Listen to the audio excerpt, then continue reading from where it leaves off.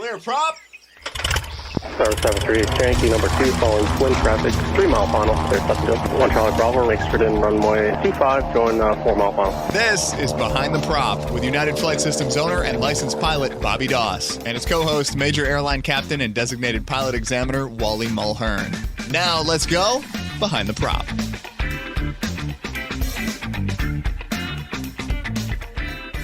What's up, Wally? Hey, Bobby, how are you? I'm good. This is first of its kind for Behind the Prop. We're going to title this or call these midweek topics. As you notice, if you're downloading these episodes, this is a middle of the week episode that we've released. We get asked a lot of questions that really don't fill up an entire 30-minute type podcast episode. So we're going to probably start releasing these, maybe not every week, but occasionally during the week to answer some short topics. So about 2 weeks ago, we did an episode on 10 things student pilots do wrong. And we got a little bit of feedback that said, hey, what about instructors? What should instructors be doing better or different? And we decided, well, we are going to share the 5 things that we think all instructors should be held accountable for. And if your instructor's not doing this, then you need to ask them to be accountable to these 5 things. We're going to count them down in reverse order. So number 5 are logbook endorsements. There's no question that everyone's logbook is a little different, but it is your logbook, and you have to own it. As the student pilot, you have to own it. And at the end of the day, I think not every instructor is going to write in it the same way. What would you say, Wally, to students that they should hold their instructors accountable for as it relates to logbooks? Well, your logbook is your record of your flight, and it's worth its weight in gold. A logbook is worth a lot of money, basically. So you want to make sure that the instructor accurately logs your flight. The other thing that you want to do is you want to make sure that ground school is logged. In all likelihood, you're paying for ground school. So if you're paying for it, it should be logged, and it is required by the FARs to be logged. And, for a check ride, we need to see a log of ground school as well as the flight. So, it's, a typical instructor, he or she may have 4 or 5, 6 flights a day, and they're in a hurry. It's already 3 in the afternoon and they've got 2 more flights to go. They've already had a long day.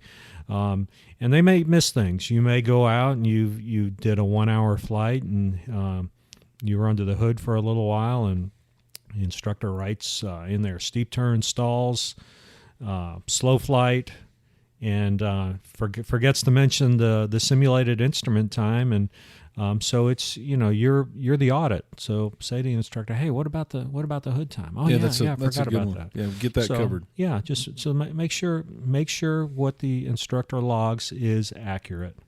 Don't agree to let them come do it next time. Don't leave your lesson and say, I'll write that in there next time. Right. Make sure they write it now. Right. That catching up in a logbook is very painful. So that's number 5, logbook endorsements. Number 4, briefings. You and your instructor should have a briefing before the flight and a briefing after the flight. You should both have a plan of attack, and then you're both agree to for that flight, and then you should have some feedback that you're getting from the instructor after the flight. This could be as short as 3 or 4 minutes. Hopefully it's in a private area at the flight school that you're taking lessons at, but you should be able to get both what they're thinking you're going to do in the air and then a debrief afterwards. I jokingly tell people the most expensive classroom in the world is the cockpit of an airplane when the airplane's running. It's just not the right place to be planning for the day. It's it's not a great classroom. It's noisy, and it's probably, if it's summertime, it's probably hot in there. And, it's not unusual to say you're paying $180 an hour for the airplane and the instructor, and that's $3 a minute. Yeah. So that's pretty expensive classroom. In a perfect world, before you even get to the school, you should have an idea of what you're going to do, because that should have been something that hopefully was covered in the debrief from your last flight. And that's bullet number 3. Your CFI should have an action plan for that day. Right. So hopefully the debrief from the last flight, you got an overview of what you're going to do next time. Hopefully you have access to a syllabus, and so you know what you're supposed to do. Now, there could be weather situations where you've got a 2,000-foot ceiling, so maybe you can't get up and do the high work that you wanted to do today. So you're going to still take advantage of the instructor time, the airplane time, and you're going to do some pattern work. So there has to be a little bit of wiggle room in there, but definitely, you should know what you're going to do before you get in the airplane. And there could be situations where maybe the instructor wants to do a diversion with you, and so he or she may not mention that, and you get out there and actually do that in the air. But you should have a pretty good idea of what's going to happen before you get in that airplane. Yeah, hold them accountable to that. Make sure they're telling you that before the day. I'm an owner of a flight school, and I sit here, and occasionally I still hear people in the lobby say, "What are we going to work on today?" And I will normally jump up quickly and say, "Hey, these things need to be you need to have a plan of attack, or why aren't you using the syllabus that we're providing?" Like, I hold people highly accountable to make sure that they do have that plan. And I get that instructors get busy and that people probably blend together. And if you've taken 10 weeks off, it's probably hard to keep up with. Do we need to go back and work on something, or are we going to work on what we said we're going to work on, but have a plan for the day? Number 2, we both feel strongly about this one. You should be getting quality instruction.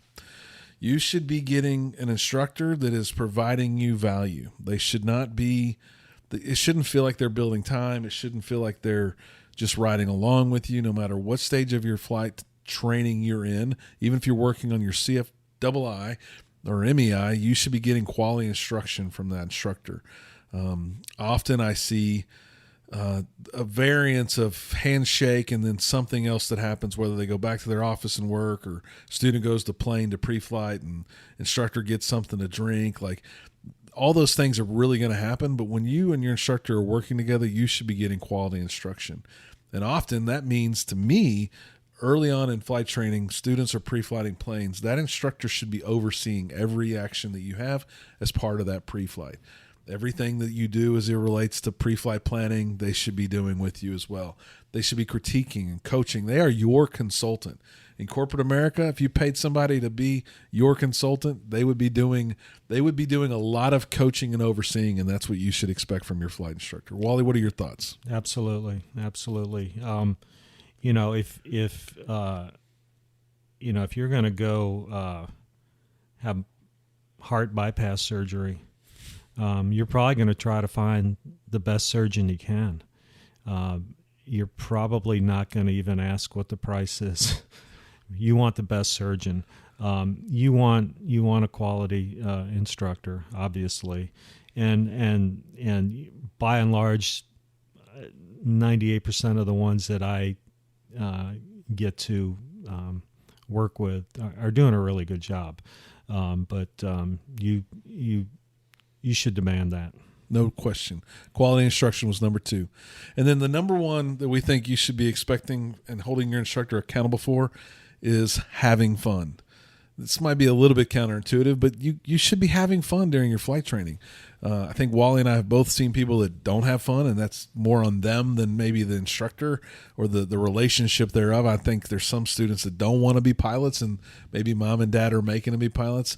But if you want to have fun, you should be holding your instructor to making the event fun and enjoyable. There should be times where they give you critical feedback. You shouldn't be best friends with your flight instructor. You shouldn't get too close with your flight instructor. You need them to be able to critique you and give you bad news if you're not doing something the right way, and respect their feedback. But you guys and girls should be having fun. No question.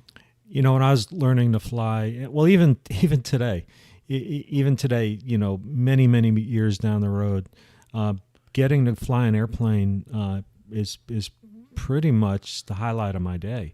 And especially when I was a student pilot, my gosh, I scheduled usually 3 days a week, and I'd wake up in the morning and I'd say, oh yeah, it's Tuesday. I don't get to fly today. But boy, tomorrow on Wednesday when the alarm went off, it was like, oh geez, I get to fly today. I get to go fly an airplane today. I watched an instructor, I don't know, a year ago, and I'll go ahead and throw out the disclaimer that the instructor happened to be my daughter at a flight school debrief. I got to watch her debrief a student, and they talked about what they had just done on the flight and everything, and she finished it up by saying to the student, "Did you have fun today?" And it was a light bulb moment for me. I went, wow, I've done a lot of flight instructing, and I have never said that to a student. And when she said that, the student lit up and said, yeah, I had fun. I had a blast. I can't wait to get back tomorrow or whenever it is. Learning should be fun. This should be fun. I mean, most people don't walk into a flight school because they feel like they have to go out and get their private pilot certificate. They do it because they want to get their private pilot certificate. So let us know what you think of our midweek topics. This week was 5 things instructors should be held accountable for. Number 5, logbook endorsements. 4, briefings, both pre-flight briefings and post-flight briefings. Having an action plan for you was number 3. 2 is quality instruction. And the number 1 thing your instructor should be held accountable for is making sure you have fun as well. As always, fly safe and stay behind the prop. Thanks for checking out the Behind the Prop podcast. Be sure to click subscribe and check us out online at behindtheprop.com. Behind the Prop is recorded in Houston, Texas. Creator and host is Bobby Doss. Co-host is Wally Mulhern. The show is for entertainment purposes only and is not meant to replace actual flight instruction. Thanks for listening, and remember, fly safe.